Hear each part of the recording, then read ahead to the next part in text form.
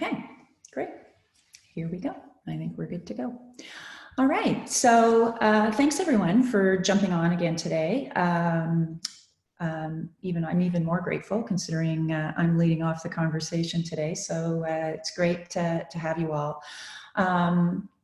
The topic that I thought a lot about in terms of our theme now as we were looking ahead and moving forward, and so I just wanted to kind of create a conversation that was about the future and about opportunities and helping our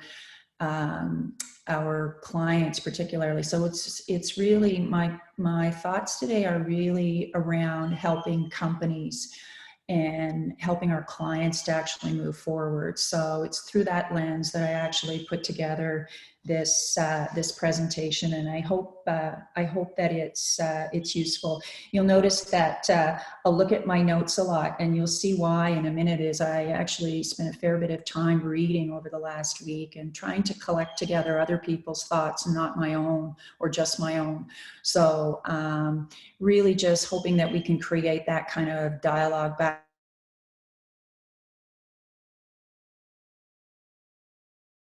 talking about how to move forward in this kind of reality. So I think this is a great place to start. It's the future happens based on what we do today, and really thinking about and preparing to think about what's our world going to be like, and not being afraid to try things and experiment and look for ways to actually create the future. And I think it's a conversation with company builders. And by the way, I put in that camp. I started WKI 15 years ago. This is a very different time for me as a founder, for me as a company builder. John did a presentation on bootstrapping a few years ago. We fall into that camp. So I would just say that this is very personal. I mentioned that last week on the webinar when we talked about what we were going to talk about this week. This is a very personal journey for both John and I, and for me as the founder. As it's very difficult to take a look at your business, and you're very emotionally attached and passionate to your business, and now you're having to think about what the future holds and a different future for your business. So without getting too emotionally tied to that, I just want to say that's very much the conversation I think that a lot of you will probably be having with your company builders. And so I want to share with you maybe a little bit about how we've been preparing and looking at how to move forward as well. So PwC, some of the articles that I read from them, I really like this triple, in terms of the 3 waves of response in a crisis. And I think when we started the webinar series, we were really in that mobilized state, really trying to help people kind of,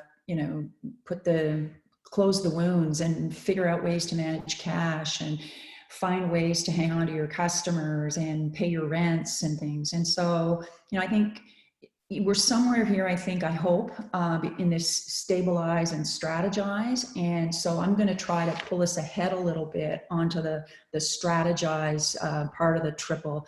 And really, when I say pull us ahead, I think that's very apropos, because I think that's really what we're doing, is trying to move ourselves forward. It's not that the market's ready to move forward, I don't believe. I think we have to push ourselves to move forward. So we heard from folks talking about Jeff Bezos. Of course, that's a major voice in what's happening right now, and for companies in particular. So I thought, let me see if we can look at a few others and look at what other advice people are talking about and saying as they're trying to help all of us to kind of move forward. So, and I hope this is, an optimistic view, and it's a positive view, because, Mark Cuban, I like this idea of America 2.0, and he believes that in 5 years from now, we're going to look back and, we'll be able to identify 10 to 20 companies that were, are really major influences in the market in 5 years, and were created from the pandemic. He says, you have to be proactive and you have to be aggressive. And I think that those are great things to say, but again, I just remind all of us that those are hard things to do when you are a startup and when you're watching what's going on. Hard things for me to think about, and going left when everyone is going right. Again, you know, I think it's very true. We need to do that, but I'm hoping I can provide a little bit of practical ideas in terms of helping a founder to do that, because just saying that is not an easy path for someone who's got a startup that they've poured their heart and soul into to do. So, but having said that, I think there's some really cool ideas that are coming out of some of the things that he's talking about in terms of he's working with the city of Dallas and American Airlines to, you know, create this kind of barcode labeling system that will identify when things have been cleaned, things like park benches and things like railings and things we touch all the time. And I think that that really speaks to, you know, the opportunities that are going to arise. I mean, we're already seeing them since I even started to put together these thoughts for today. You know, every night on the news, there's someone who's come up with some new idea about, you know, it's like an airport scanning system to check temperatures and blood oxygen levels and things like that as a standard matter, of course, when you're walking into a building.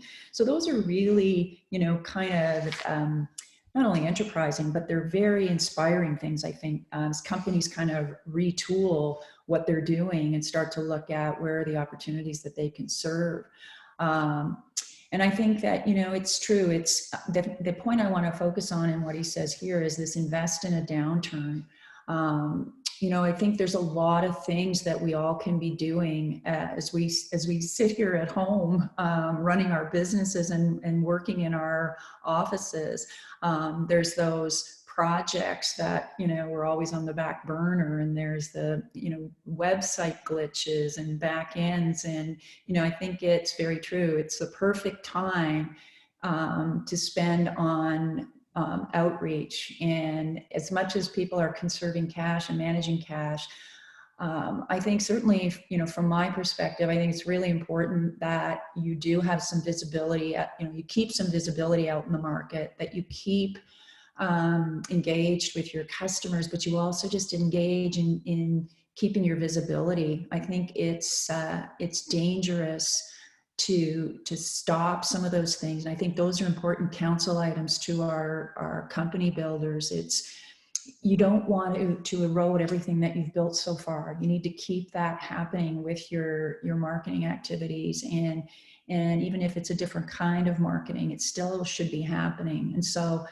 you know, there is very much this feeling of, it's, you know, you have to do something, right? And when I started WKI, I was I watched, or I kept my eye on a person that was kind of a role model in building their company. And one of the things that he said is, you have to execute something market facing every day. And I think that's a good rule of thumb for our company builders, is you have to be out there and you have to ask yourself, what did I do that was market facing every single day, that keeps my business out there in the market space that it's in and keeps it active as a relevant force. So I try to keep that in mind for myself as well as we navigate these times. And I think, Thomas Koupoulos has also got some good stuff that he's talking about, right? Which is the same theme. Don't let the current carry you.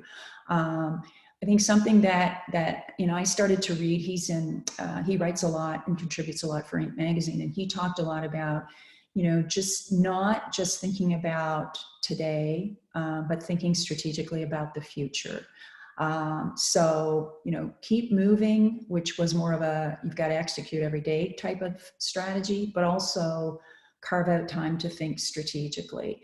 And, pointing out that folks like Apple, were started at the tail end of a recession. So I think, again, these kind of good, inspiring points, when you look at when Macintosh was introduced during a recession, and then the iPod and a dot-com crash. And I think that, for someone like me anyways, when I read that, it gives me hope, and it gives me, you know, that we can do this, and we can, you know, he even references, and I thought it was, you know, quite useful. He says, you know, don't succumb to the gloom and doom of the news cycle, right? And I think that, again, in helping to move forward and helping to strategize, I think those are really good things to help our company builders by just having them even be, you know, referencing those examples, or having them, if they're readers, what's that phrase?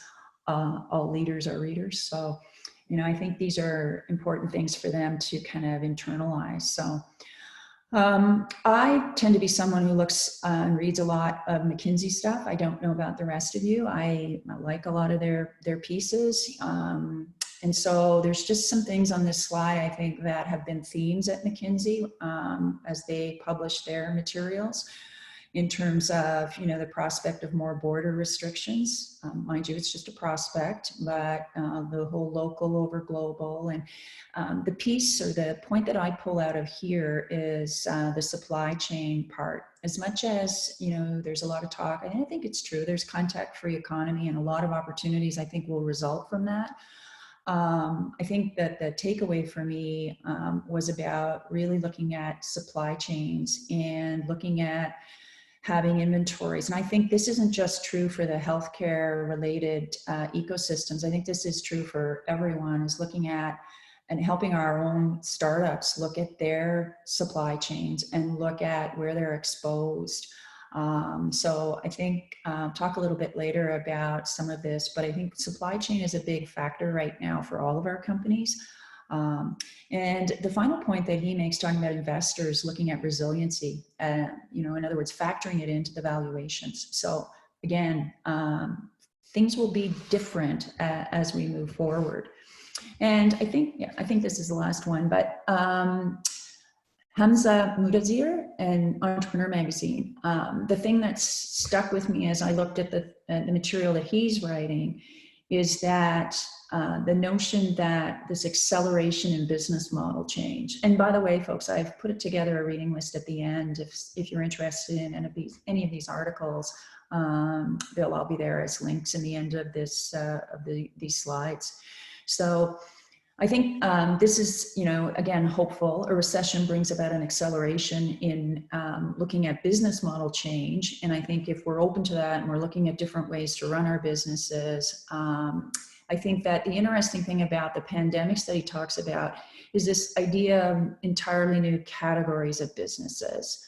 So again, I think that us being helping our existing startups or existing companies to look at, are there new categories of opportunities, completely new, you know, that whole concept of Mark Cuban about, you know, kind of go left when everyone's going right.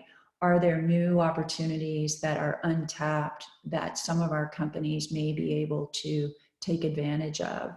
And, you know, talking about the pandemics can be accelerants to innovation. So, you know, you see down below, for example, Airbnb and Uber popularized during the financial crisis.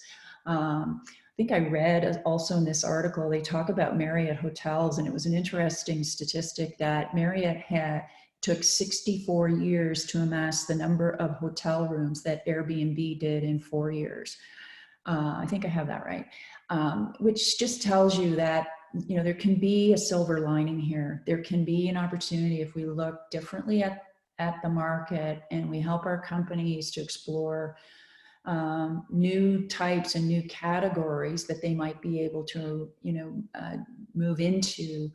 You know, there may be those, you know, they may be one of those 10 or 20 companies in 5 years that Mark Cuban's talking about. So, you know, that gives me hope, and that inspires me. So with that kind of, you know, tour around the different media journals and looking at, you know, what are people, you know, what's the theme right now? What are people really talking about? I think it's really about, you know, John's bootstrapping presentation, where he talked about just the different positioning in terms of short-term, long-term, and the impacts on business performance. So it's really this top end of this graph that we're looking at is what, you know, what can we do to help our companies to, if they're, you know, if they're not positioned already, to really move in to this top end of the curve. or the graph, sorry. And I think there's some obvious silver linings. I think, you know, if you look to the left here, you can see, you know, some of the standard ones that most of us are, you know, can be aware of and know what's going on. But, you know, I think you're probably like me. This digital transformation is a biggie, because I know in my own experience here, just looking at the readiness of different companies to serve their customers online, there's a very, very wide chasm in terms of the ones that are ready to actually do this and the ones that have been perhaps not pursuing it for whatever reason.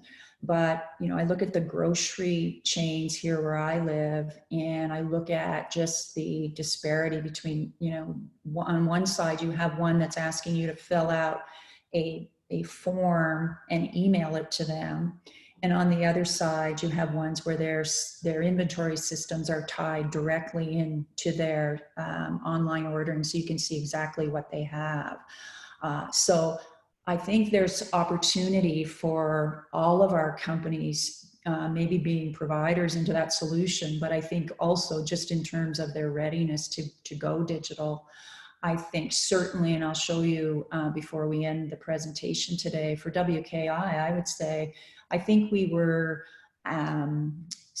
somewhat in the digital readiness, but I think we could be a lot more ready in the digital arena than maybe, and I think there's a lot of us that are in that boat. So I think that's going to be a big factor and a big strategy for a lot of companies, even our tech savvy companies. And I think too, just online education and things like this are going to be much bigger. It's a much bigger opportunity for hosted solutions in this space. But the not obvious ones are interesting too, like robots for service delivery and robots for housekeeping in hotels. And, you know, I think regulations, that's the other thing that in the readings that I've been doing over the last few weeks, just the easing up of regulations for things like delivery and using drones for delivery. So I think there has been some loosening that's going to open up opportunities as well. And I think, again, we can help our startups and our companies by asking those kinds of questions and getting them to think about, you know, what's different now? Is there room now because of the loosening of regulations? You know, a recent example for me, you know, being a dog lover, getting an email from our vet saying that they've now been given the clearance that they can do telemedicine, and up to now they couldn't. So, you know, again, I think this is going to open up a whole new wave of new types of services that people can provide into these types of customers.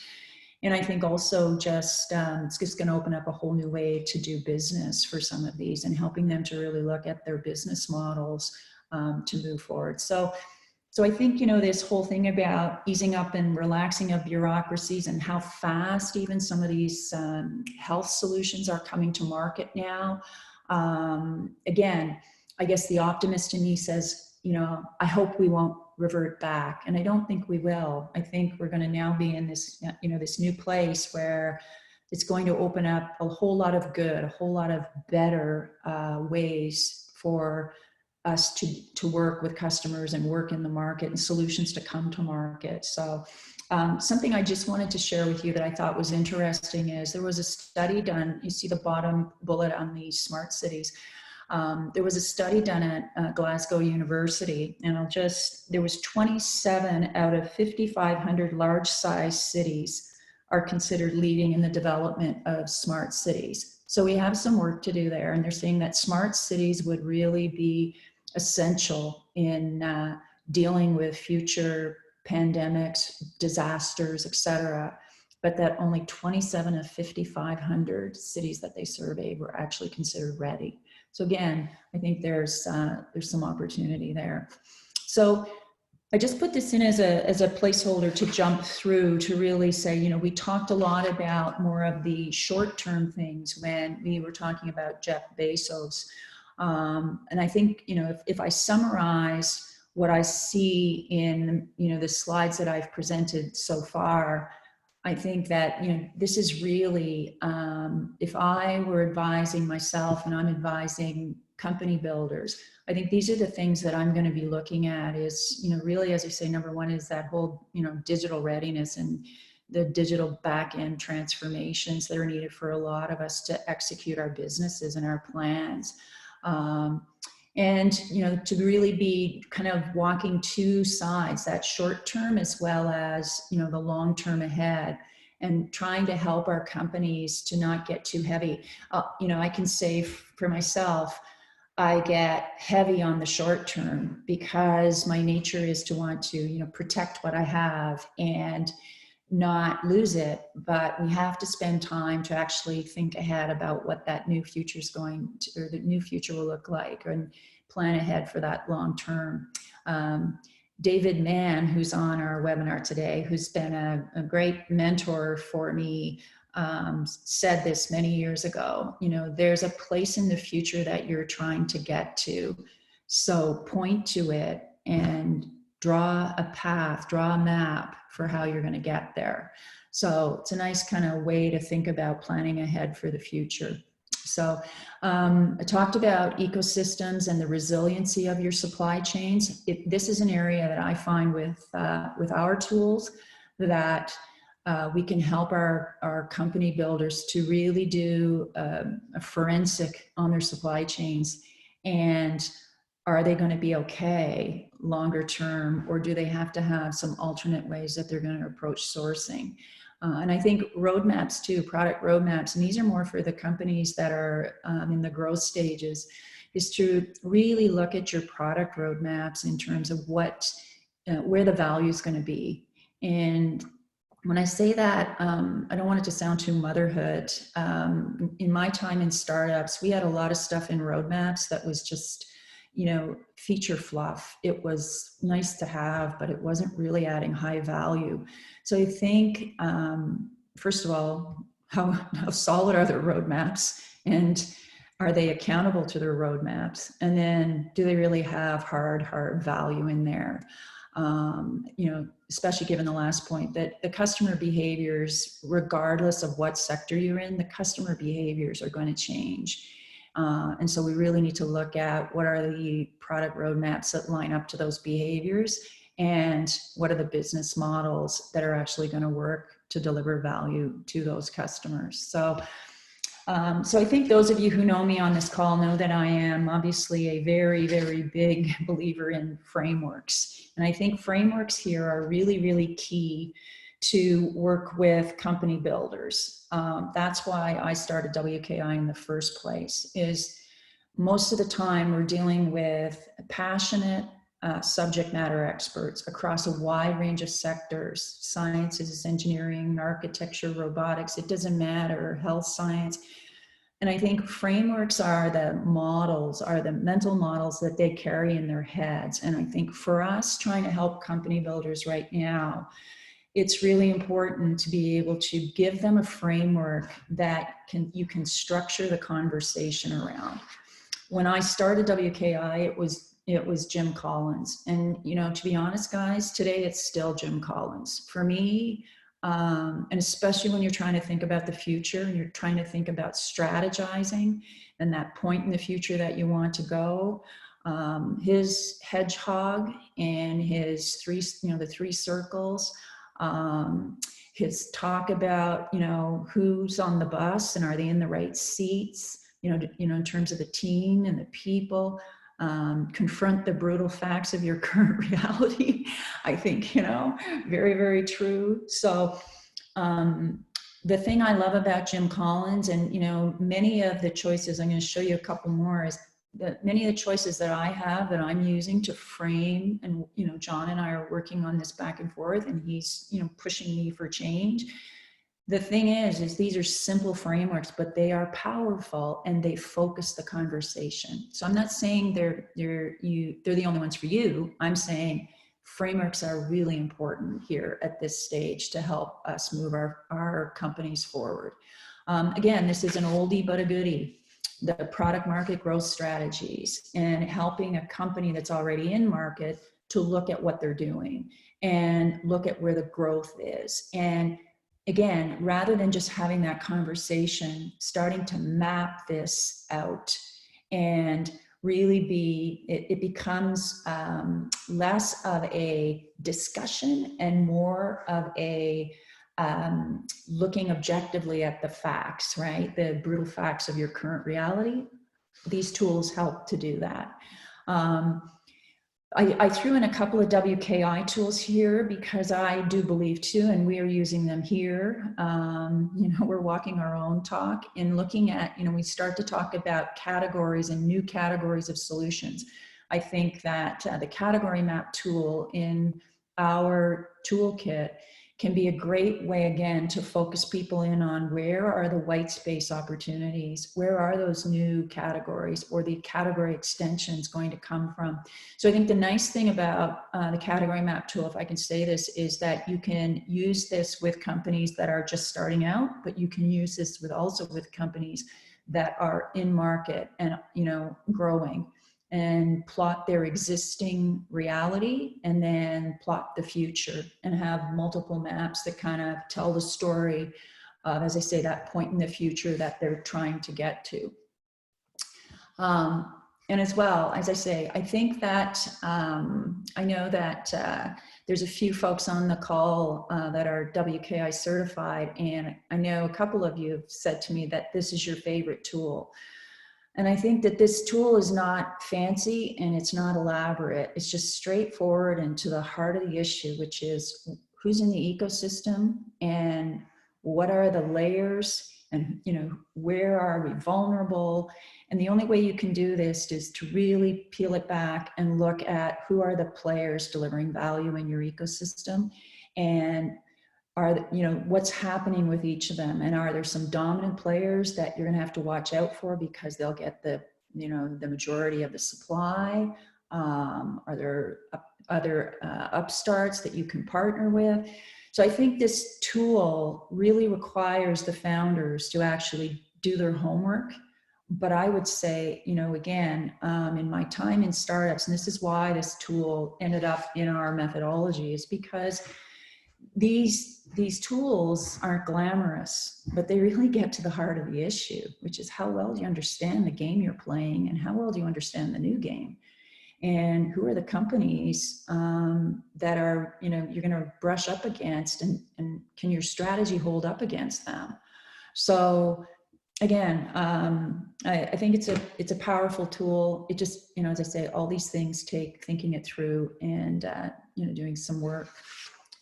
So I just use this as a placeholder slide. So I just want to, just in the last few minutes before we open up for conversation, I think, first of all, the models that I just showed you are the models that, John and I have been working back and forth on and structuring our conversations for WKI over the last many weeks. I think, if I put WKI under the microscope, I would say we're doing some things okay. I think we've got a ways to go in trying to transition, just like everybody does. But, we've been working on our website, and we've been creating content for our online libraries and working with our customers. We're having lots of conversations with customers, and I think that's this is a great time to do that. Many of you who are on the call know that we've had, sometimes 90-minute conversations just talking about your needs and also just, counseling back and forth. So I think that's a great investment that our companies can make. And I think one of the things that I'm excited about is that we've been able to dust off a project that we've been hoping to work on. And I think the clarity that has come from us just asking the tough questions about our business. So, we have really two lines of business: WKI Online, and WKI Certify. And just before we end, I'm just going to show you a little bit about this, this WKI Online, and how we're trying to adapt more to deliver value in the, kind of this digital transformation in the online world.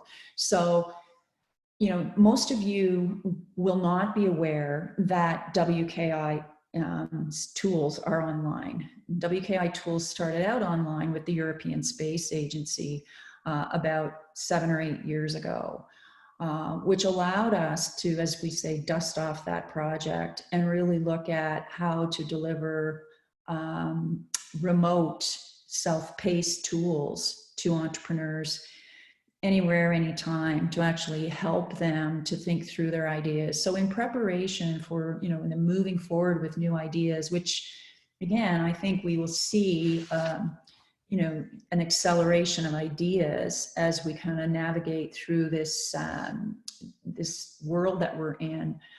Being able to let entrepreneurs experience and think through their ideas and be in control of shaping and molding the business value of their ideas remotely, I think has a lot of value.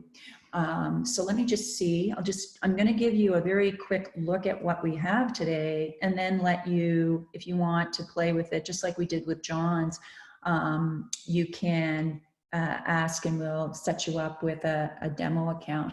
So let me just shut this down. Can you see that, John? Yep, it's working. The technology works. So this is WKI Online. And for those of you that don't know much about WKI, for years we've provisioned in a printed workbook a set of design thinking tools to help people with new ideas think through the business value, and does the idea have potential as a business, and what would that look like? And so what you're seeing here is an online rendering of that in a set of hosted design thinking tools. And so in each of these, we were talking about the category map. So in the category map, oh, sorry, it didn't like the, never fails me. In the category map area, for example, this is where we sit today. And I think the beauty of this, and I think the beauty of this for all of our, you know, if you just look at this as a case study in terms of digital transformation, I think for all of us company builders is the ability now to iterate and develop content and deliver it just in time in a hosted environment. And so you will see that there will be very, very short tutorials for people to think through. They're all mobile friendly as well. Welcome to tool training for question 3 in the So What, Who Cares, Why You methodology. Where does your idea fit? Sorry, I'll back up. Identifying the business opportunity for your new. And so tutorials will be very, very short. Examples will be diverse. There will be a wide range of examples. So there is a wide range of examples today, and we will continue to develop it and iterate it. We will, you know, we've used this now. We know in terms of its use with the European Space Agency and other larger organizations like NEC Labs. So when I say we dusted it off, I really do mean we dusted it off and said, how could we roadmap this product to be able to be more relevant for the times today? And so part of the conversations that I've been having with folks is to really understand that, you know, their needs in terms of these 4 blocks and extending them out to be able to deliver things like videos of entrepreneurs, MP4s of the illustrated examples, and really making it a rich resource and hub for innovators of all types to be able to come and get fed and prepare to think about their idea, not just from their subject matter domain, but in terms of the business value of that. So I'm very excited about this. I think there's a lot of different avenues that it can go down. I think that you'll see over here, for example, the templates that people can be self-directed and self-paced and be ready to come to you as an ecosystem builder whenever they've really thought through all the different, tentacles of what creates business value in their idea. And I've always been passionate about this, is not all founders are ready at the same time. So I think that having a scalable tool like this that can be rolled out to innovators across the ecosystem and letting them to get fed, as I say, in a manner and at a time when they're ready, and to work it through and learn the nuances and the business side of being able to communicate the value of their idea. That excites me, is being able to reach it out to more of a wider audience than just coaching. And I don't say coaching isn't important. I just think that prepping for high value coaching can really be achieved here. So if you'd like to take a tour around, feel free to just drop John or I a note, and I'd be happy to set you up, as I say, with a demo account. So I think that's about it. I don't have a lot more to say on the WKI front. I just always like to end with a quote. So Sheryl Sandberg: "The easy days ahead of you will be easy. It's the hard days, right? The times that challenge you to your very core, that will determine who you are. You will be defined not just by what you achieve, but by how you survive." So, I think there's great days ahead. I think that it's a challenging time, but I think that there are opportunities if we, really, really look out there in the world. And as one of the articles said, they might be a little more hidden right now, but there are some great opportunities. And I really believe that we're going to start to see a new wave of founders even coming forward with these ideas. And I think that if we can now today help our existing company builders with some of the tools, or even tools that you have in your own back pocket, to help them find their new path forward. I guess the optimist in me says we're going to see a new wave of founders also coming forward that's going to create a whole new set of opportunities for all of us as company builders and ecosystem builders. So if you want to take a look around WKI, you're welcome to. Just, as I say, pop us a note. If you want to reach me at all, this is where you can find me. And John, I'm going to turn it over to you. Yeah, thanks, Wendy. Great job. I hope everybody shares my excitement for the WKI online version. I just think, as I think about some of the questions that I'm going to pose here, so many of the answers lie in being able to get that capability in the hands of founders and in the hands of entrepreneurs. I'm going to do a little something different. I'm actually going to kind of pose a question here for everybody to consider, and then I'm hoping to see some hands raised, or just do something on chat or Q&A, and we'll turn your microphone on. But one of the questions that I think we could all benefit from, if we have some people willing to share examples, is this whole concept about how do we as entrepreneurial support organizations and professionals best help our companies come to grips with whatever their new reality is. And you heard Wendy start to address that in the discussion of road mapping, and how do you determine what this new roadmap is. We all need new maps. And how do we help our companies do that? So, we've talked about the need for new models, the need for new business plans. Don't rely on your old model, your old plan from even just 6 weeks ago. But really, if you can all just give some thought to what you're doing that you're willing to share with us today, relative to helping companies roadmap. But in the meantime, Wendy, a question from Carl. Did Kevin Sneeder define in his work how he would calculate or evaluate resiliency? That is, any new metrics or approaches, and in terms of evaluating resiliency as a factor in valuation? Thanks, Carl, for that question. Yes, he did. I think one of the things that he was very focused on in that article, when it came to the valuation discussion, was the systems that were in place for succession planning and things, such as this, for the companies that were being looked at for investment.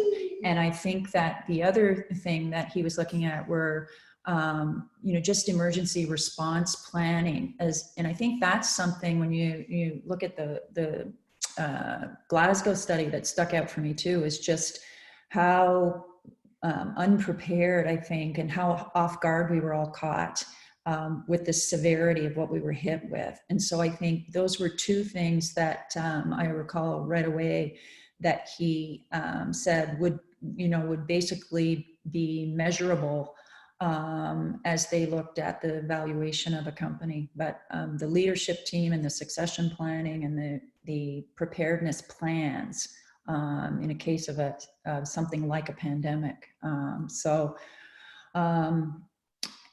I'm always reminded, again, just being very honest, I know there's something in there, I can't remember the exact tone, but just the whole cash reserves in the financial strategy of the company to be, able to sustain itself and not being too highly leveraged, right? I think so. Those were three, I think, the three legs of the stool that were that stood out for me. Yeah, thanks for that, Wendy. The whole deal with valuation. I think I mentioned it in one or another of my webinars, but there's an expected softening given what the public markets at least exhibited 3-4 weeks ago. They seem to have firmed up. And we're also starting to see some changes in valuation calculations, and I really think Carl's point here in his question about whether Snyder defined resiliency as a factor in the valuations. I think we're going to start to see that in the market. So what I'm not seeing is this dramatic drop in valuations that maybe we expected 4 weeks ago. So it's a very fluid situation, but also very interesting. Go ahead. I was just going to say, to your point about road mapping, I was in 6 startups in my career, and I can only recall one that I would say we had really solid road mapping. Now, maybe we were just bad cats and didn't, the inmates were running the asylum. I'm not sure, but I have to believe that, really solid strategic product road mapping is a discipline that I think we can help a lot of our startups with. And to really get them to manage their product development and releases to their roadmaps, that's a real important life skill for these startups. And also because it really brings in also just, revenues and cash management and investments in R&D, and all of that dovetails into those roadmaps. And it also dovetails with the relationships that they're going to have and their supply side. And, we talked about supply resiliency. So, I'd really be bullish on that if I were, in the trenches, either as a startup now or because we're doing that, John. We're doing that. We're having tough conversations. Yeah, which really nicely leads to another question from Carl. And Carl, I'm going to actually turn your mic on here in a second, but let me read it first. What tool or framework do you think is the best starting point for really getting and helping our clients with coming up with things people are not doing yet? In effect, reimagining, given less than 10% of products launched today are truly disruptive. And Carl, I'm gonna turn it over to you to kind of expand on that. But there was a great article, Wendy. I think I just sent it to you yesterday. It might have been another McKinsey article that spoke to ideation as the means by which to define a problem.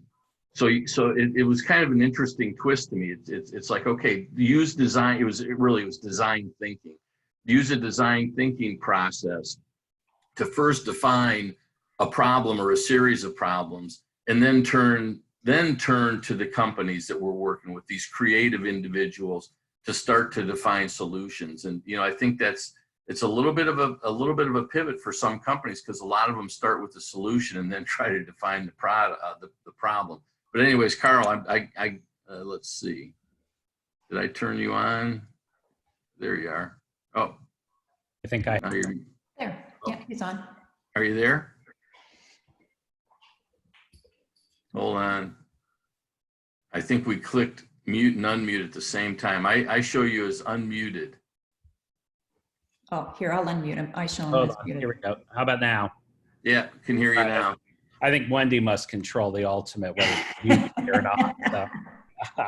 Which is a dangerous thing if you're letting me do it. That's right. That's right. Yeah, I think that the challenge is, you know, so much of innovation really focuses on incremental and not disruptive or breakthrough or transformational. And at a time when things are so traumatized, I think it's hard to, if it was hard before, it's even harder now. And so where do you think the best starting point is for that reimagination process for companies that need to completely, you know, as you talked about earlier, you know, need to completely change because their customer behaviors have changed? Mm-hmm. Mm-hmm. Well, you know, I think that for me, it's been one of really looking at the core, right? Because I think that to me, it's going to start with, first of all, it's going to start with the internal strengths versus, you know, necessarily looking at the market. Like John gave that perspective of looking at the problems that exist. But I think it's an alignment of that to, you know, we're not going to completely throw out everything that we have. We've got some core assets in our core technology or in our core service delivery, whatever it is that is core to us. And I think that has to be the starting point, is to look at, you know, and it certainly was and is for me at WKI, looking at strip it all away. What have you got? What is at the core? And, you know, and what inside that, you know, coming back to that, and what is different about that? I have always pushed hard in the WKI tool set on the differentiator, and not the differentiator from the customer point of view, but the solid core differentiator of the technology or the science. And I think you have to come back to those roots. And I think there's, so for me anyways, that's where I'm starting, is I'm starting at those core foundational pieces. And because if you don't have anything there, you don't really have anything of value. And that's where value begins. You know, when we start in WKI with the napkin, it's because we want to get to the end. We want to see in the napkin, what have you really got? Have you got something unique? And so we have to start back there, and we've got to say, and you know, if you're road mapping, you've got to include in that. And so what else can we do to that to fit into this new reality, or how can we leverage that core nucleus into something completely different? So Carol Ann has offered up a perspective on what they're doing that's right along these lines. So Carol Ann, I am going to go ahead and unmute you if this will work.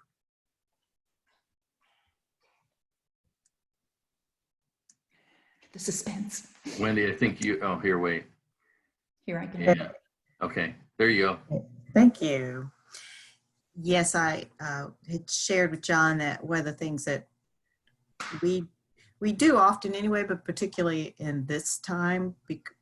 So let me tell you who I am. I guess that is in context first. So I'm with the University of Central Florida. I am director of our programs and operations for our innovation districts. I also oversee all of our incubators, and we have a very healthy, so far still, group of companies that are tech innovators, but also have other companies that have other products and services. But one of the things that we're working with a lot of our clients on right now is challenging them to step back and ask them to do something that's very difficult and say, forget who your current customer base is right now. Just forget it.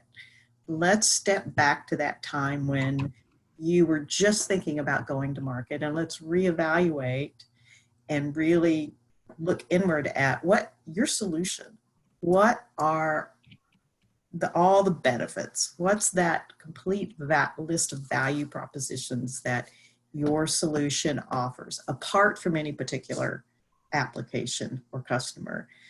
In doing that, we're finding that often there's a benefit or a value to their solution that maybe wasn't as high a priority for their current customer base, but is and could be for a new customer base.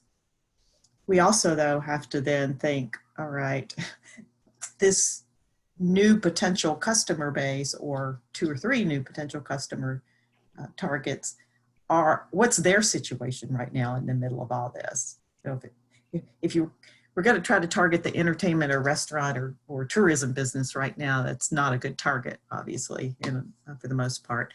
However, we're finding some of our companies that have never approached the government space, or DOD in particular, for example, that they have a lot of application there, or they've never looked at the healthcare sector with what they've got.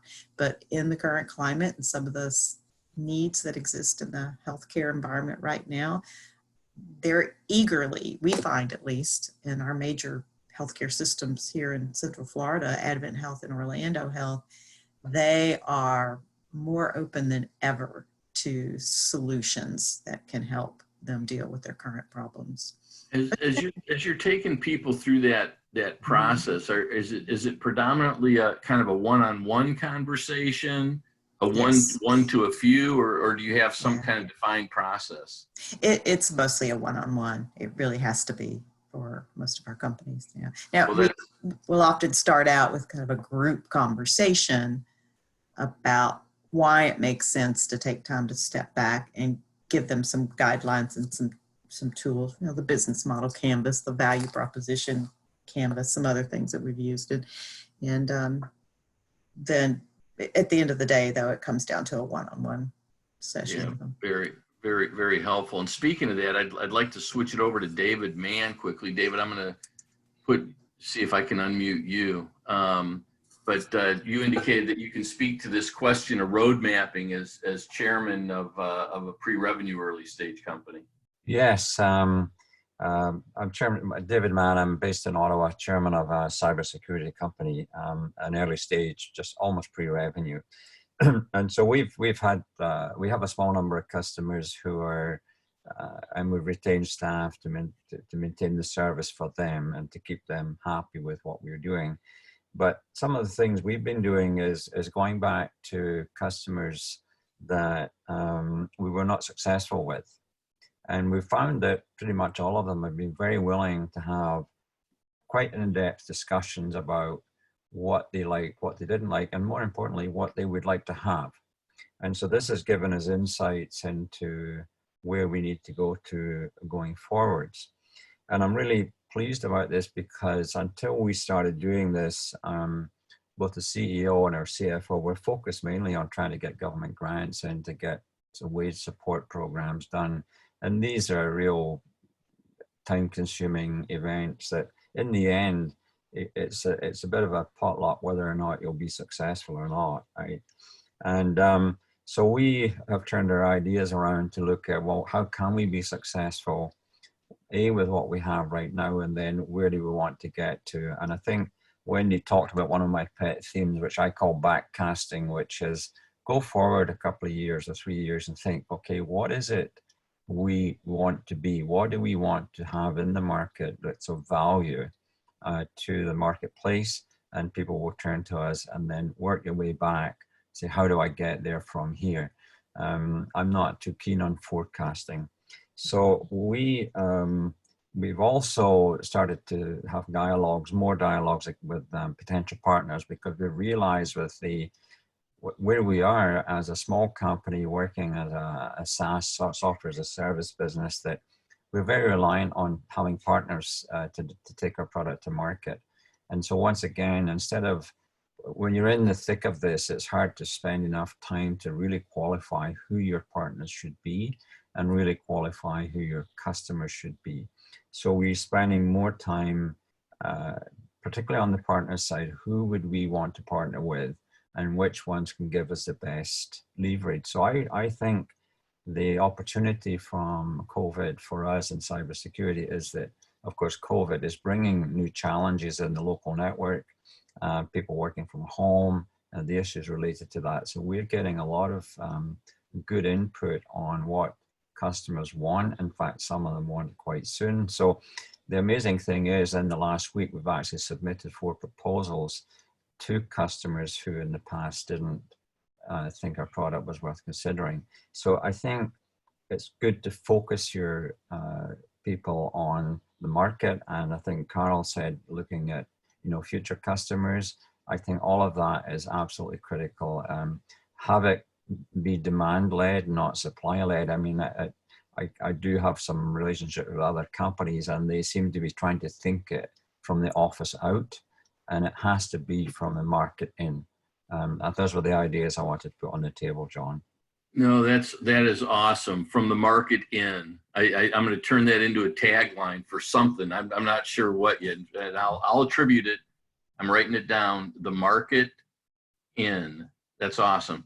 So I just want to thank everybody really quick. It's actually the top of the hour, and we want to stay true to our word of keeping these limited to an hour. I'm going to turn it over to Wendy in just a second to close, but I really have enjoyed the last 10 minutes here where we've been more interactively talking. So keep your eye out for more of that. I think it's really a valuable experience for us to keep learning from each other. So thanks all of you for participating. Wendy, thanks for just a great webinar. And with that, I'm going to turn it back over to you. Okay, well, I don't have much more to say other than, yes, the conversations were fabulous. And I think we definitely want to do more of this kind of conversation style as we go forward. So thank you all. I think it's encouraging for me, even just listening to all of you talk about the fact that you're out of the gate, as I knew you would be, having these conversations with your customers and with your clients about their customers. Yeah, I think there's good times ahead. I really do. It may not be like I said, some of these opportunities may be hidden, as we say, but they're out there. So I think I think we want to embrace it, and the sun is shining. It's spring. So yeah. Okay, thanks all. And next week we move into actually a roundtable discussion, which is going to be fabulous. John's going to moderate. We're going to have more of this peer conversation, and we'll put out some structure to that. But I think we're at a place now where the expertise of the group is really what we want to draw in here and start to look for having us all kind of lift each other's up with different strategies. So watch for some guidance on that for next Tuesday. Okay, that's a wrap. Thank you so much, everyone. And thanks, everybody. We'll see you next week.